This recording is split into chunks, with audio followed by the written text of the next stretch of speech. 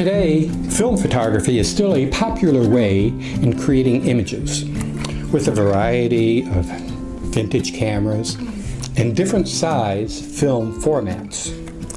Now, in copying or digitalizing these different size film formats, well, it can present some unique issues.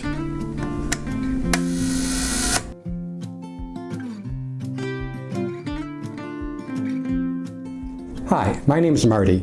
I hope I can provide some tips and suggestions for you copying your film into digital files while maintaining the maximum amount of detail and information that was on that original transparency or film negative.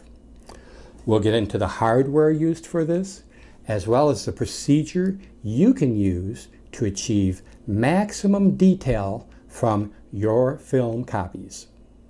Almost any digital camera can be used for copying film, even a camera phone. Hold the film up to a light source, take the picture, and you will get an image. But the best results comes from an interchangeable lens camera. Now, a super high megapixel camera is not necessary. In fact, a camera with 24 megapixels can produce ideal results. The camera I'm using for today's demonstration is a Canon R5. It has 48 megapixels. What is important is the lens. Now, macro lens is ideal for getting in close, and that would be the best choice.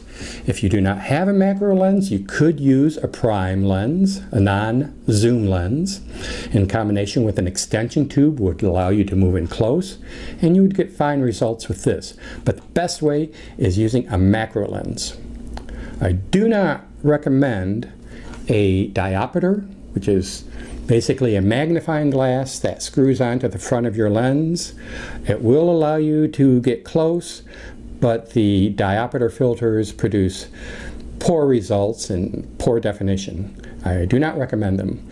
Macro lens is the way to go. The lens I'm using for our demonstration is a Laowa 100 millimeter, maximum aperture 2.8, no autofocus, no image stabilizing. Even the f-stop is manual. You have to open it up to focus and stop it down when you're ready to take your exposure. But it is a wonderfully sharp lens, produces excellent results, and it is a very good value. Other tools you will need for your copy work will be a sturdy platform for your camera. Tripod with a fully adjustable head. It can be a three-way tilt pan, or it can be a ball head. Often I'll put a lead weight on the collar of the tripod to minimize any micro vibrations. With the light source, I love using this LED light pad. It's a very clean surface, free of scratches, free of dirt, lightweight, low power. I like using the AC power instead of the battery version. It will be something that will last you a long time. They've really come down in price. They're good value, and keep it clean, should last you for a very long time. On the light pad, I'll add, this is black foil. You can use black paper, black cardboard to mask off any areas of stray light. Now, a film holder or film transport holder is often used to keep the film flat. A film roll transport holder is also used if you're shooting a high volume of negatives and you want an expedient workflow. And this will show you the area of the 35 millimeter negative, and shoot it, place it in front of the lens, and roll it to the next image. We will not be using that today. I won't be using any holder today because this video is about odd size film formats, and it's also about shooting the entire negative or transparency, the image area, as well as the area outside the image area, sometimes referred to as the rebate. I'll be getting into more of that later in the video. Cleaning the negatives, dust brush, blower, compressed air. Not a fan of compressed air as much as the blower. I like, even though it's a little bit overkill, it doesn't have the control that the blower has. Need a level. And I like this product. It's called PEC 12. It's great for cleaning negatives, especially if you have any gummy residue or maybe some tape left over on a negative. This doesn't clean it off, nothing will. And gloves, maybe. Let's get right into the procedure for copying the negatives. I have the camera mounted on a sturdy tripod and it's set directly over our light source. I'm going to use a lead weight placed on the collar of the tripod to help dampen any vibrations. The camera is tethered directly to the computer. This will give us larger images on the monitor for fine focusing, and we can also do remote triggering of the camera's shutter. The captured files will be saved directly onto the computer's hard drive. Now it is important to have everything level. So we'll start with the light surface first. And we'll check both ways, both axes, and make sure that it's right on. Then I'm going to check the camera. I like placing the level at the front of the lens. And check both ways, right on. And the important things, not so much everything is level, but everything is level to each other, that the light surface is parallel to the surface of the camera sensor. Now let's go to the settings for your camera. You'll be using it in full manual control, where you select the f-stop and the shutter speed, and you want to set the ISO to the base ISO for your camera, which could either be 100 or possibly 200. In your menu settings, you want to go to image quality, and you want to select both raw files and large JPEG, and select OK. Still in the menu, go to the shutter mode. If your camera has the option of an electronic shutter, select that, and that could help minimize any possible vibrations caused by a mechanical shutter. If your camera has IBIS, in-body image stabilization, you will want to turn that off as well. Also turn off the image stabilizer on your lens and the autofocus on your lens. If you do not have a remote release for your camera, you can use a self-timer. Go to the drive mode and select at least 2 seconds to start the exposure after you depress the shutter. At this time, before handling any film, I like to thoroughly wash my hands to remove any dirt, oil, or acids. And of course, cotton gloves would be highly recommended. Okay, let's get right into handling the negative. Now you may notice that this video is picking up a bit of strobe or a little flicker from our light source. This won't be on our digital copy because the exposure time will be longer than what is used for the video capture. I'm going to dust off both sides of our film, and I'm going to place the film shiny side down with the emulsion side up towards the camera lens. Have a couple of soft weights which will hold the film in place. Move the black cardboard in to mask off any stray light. And we are ready to check our focus. With the camera tethered to a computer and our lens aperture is wide open, we can check the focus on our computer monitor. We can also examine it under high magnification to focus on the film grain. If you're not tethered to a computer, you can use the focus peaking option on your camera screen.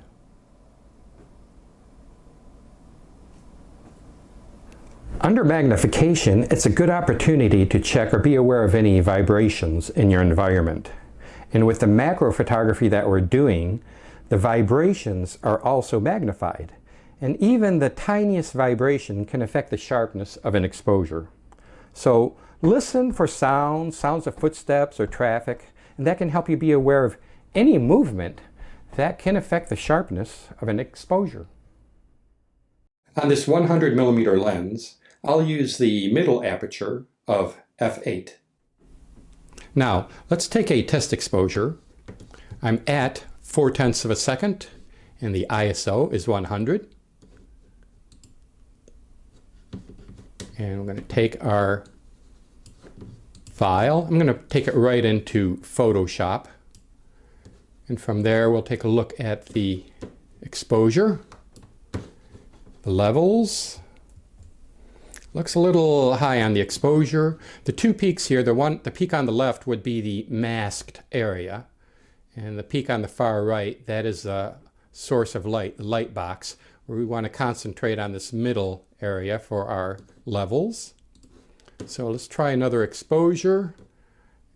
I'm going to adjust it to, try 1/5 of a second here. And we'll take that right into Photoshop for comparison. Quite a difference. All right, here's our first exposure. You can see as far as the shadows, there's not much there. On our second exposure, now we're getting detail in the shadows, and we're still able to recover some of the detail in the highlights. So I will select this for our best exposure. Still in Photoshop, want to check our focus by examining the grain. I inverted. I'm going to take it to 100%. And yes, the grain is certainly visible in sharp. Okay, we are ready to take our final exposure. Our f-stop, ASA, and shutter speeds are correct. We're going to do one last examination of the negative, blow off any dust, check for stray light or reflections, and be aware of any vibrations that may be within our environment, and take the exposure.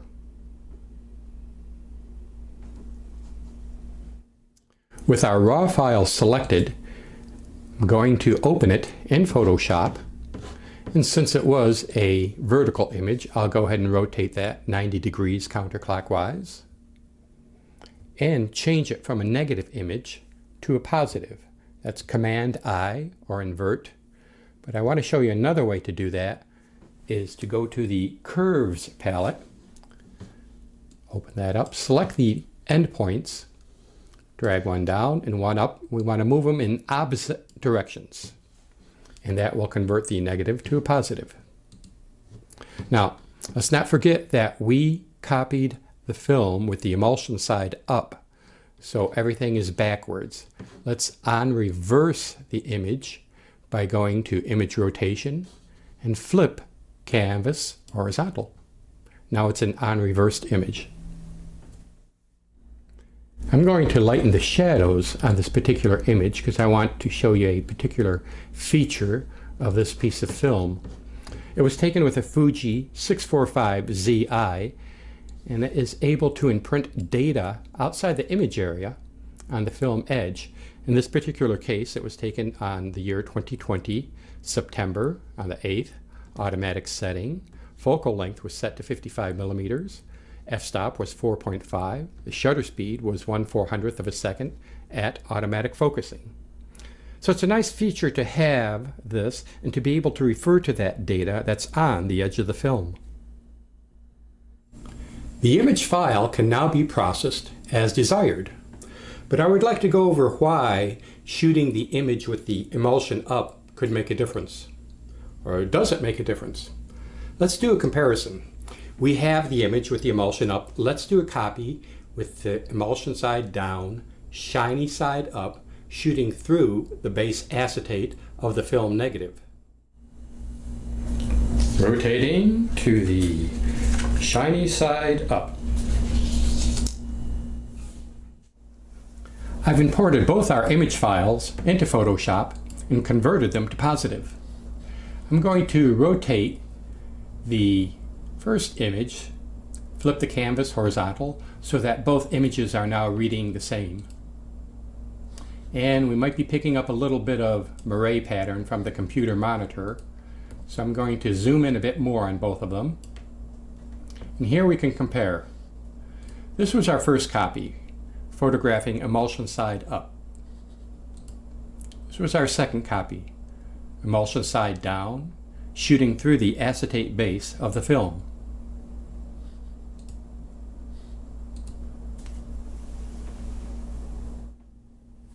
Well, that was interesting, and I did notice a difference.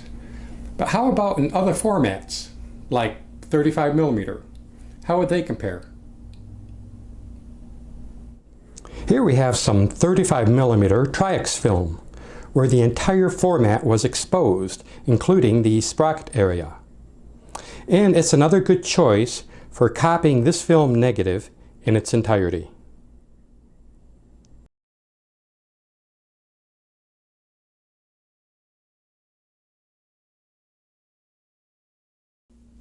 Here is an example of a 4x5" negative. It's about 100 years old, and it's on a nitrate base. Nitrate is an unstable and flammable film, and this certainly has a bit of curl to it. So to see the film in its entirety, and to get it to lay flat, I'm using a very low tack removable tape. I'll be placing it at each corner, and this will get it to stay flat and parallel to our camera.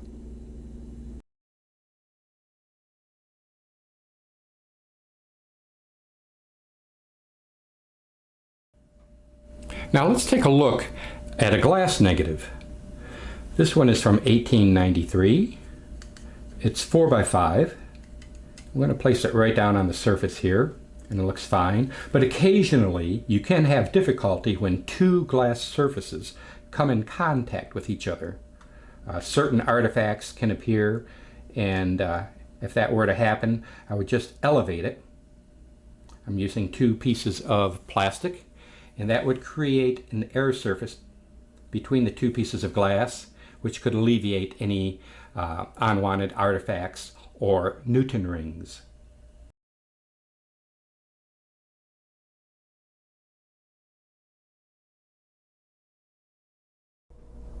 Of course, there are exceptions for not copying the entire film negative or transparency. I took this 3D photo on Kodachrome in Chicago in 1978, and it's in the original Kodachrome stereo mount. So if I were to remove or extract this transparency for copying, it would certainly damage the cardboard mount.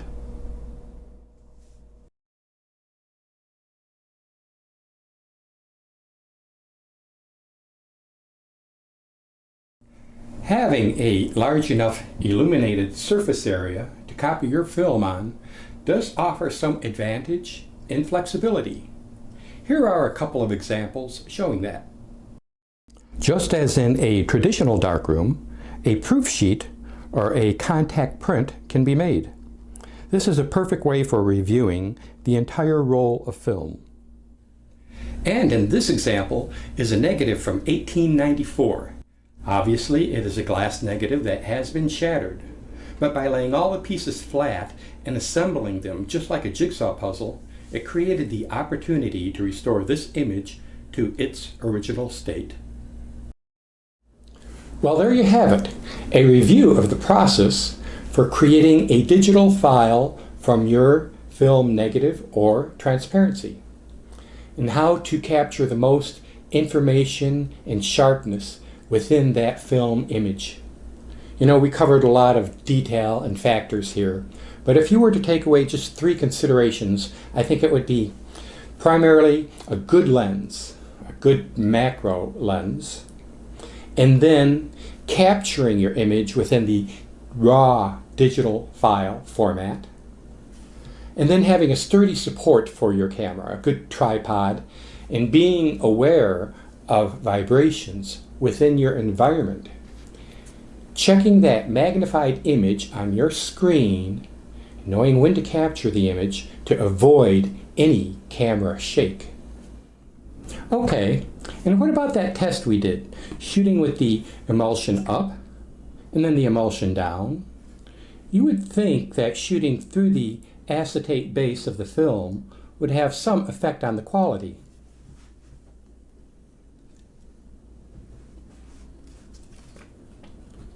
Well, did it? Well, technically, yes, there was a difference. But practically, no, not really. Unless you're making a super large print or you're out to achieve some super amount of detail, you would have to do some extreme pixel peeping to see a difference. But does it all matter? I've seen commentary, even here on YouTube, people saying that, well, if your grain is visible in the image, then your photograph is ugly. I don't know, beauty is in the eye of the beholder, but for me, grain is secondary or tertiary or even further down the line. It's negligible in the appreciation of a fine photograph. But what about creating a copy with the maximum amount of detail in that digital file? Well, that gives you opportunity, possibilities to be creative. If it's too sharp or there's too much micro contrast, you can always despeckle, you can reduce the noise, you can soften the grain. You have that choice. Now, in regard to shooting the full film negative, there are some pros and there are some cons. First, the downside. It's a methodically slow process, and it's not practical if you want to copy every image from your roll of film. Well, unless you wanted to do that as a proof sheet in the traditional manner, old school. But if you only shoot 35mm, then using a film holder or a film transport roll holder would be the practical way to go. Conversely, I can never predict which direction my film photography may go, or what film negative I may run across in the family attic. But I do like the ability of using my own digital camera to copy the entire piece of film, and not just what lies within the image area. Anyway, thank you for watching this video. I hope you got something out of it. And if you did, click a thumbs up, or you don't even have to do that. But I do hope you keep shooting and you stay inspired within your own creative process.